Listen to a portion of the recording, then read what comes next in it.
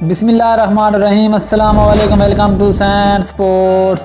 دوستو، آپ کو بڑی خبر سے کہا کرتے چلیں کہ انگلینڈ کے خلاف کھیلے جانے والی 3 ٹیسٹ میچوں کی سیریز کے لیے پاکستان کا ممکنہ 18 رکنی اسکواڈ سامنے آ گیا ہے۔ پاکستان کے 18 رکنی اسکواڈ میں بڑے بڑے کھلاڑی شامل۔ کون سے وہ 18 کھلاڑی گے جو کہ ٹیسٹ سیریز میں انگلش کرکٹ ٹیم کا مقابلہ کریں گے؟ ہم آپ کو مکمل ڈیٹیل سے بتائیں گے دوستو، لیکن مزید آگے بڑھنے سے پہلے اگر آپ چینل پر نہیں ہیں چینل کو لائک کریں، سبسکرائب کریں اور ساتھ میں لگی بیل آئیکن کو ضرور دبا دیں۔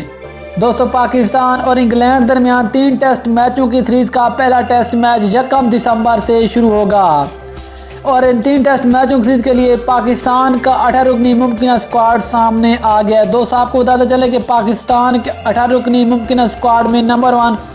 Babar Azam captain, number 2 Muhammad Rizwan vice captain and wicket keeper, number 3 Abdullah Shafique, number 4 Azhar Ali,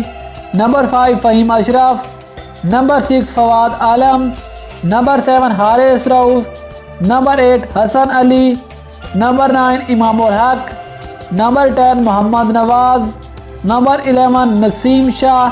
number 12 Nauman Ali, number 13 Salman Ali آغا،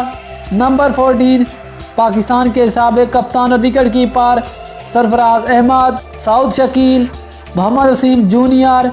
شان مسعود اور یاسر شاہ شامل ہے۔ دوستو، یہ ہیں پاکستان کے وہ ممکنہ 18 کھلاڑی جو کہ 3 ٹیسٹ میچوں کی ہوم سیریز کے لیے انگلش کرکٹ ٹیم کا مقابلہ کریں گے۔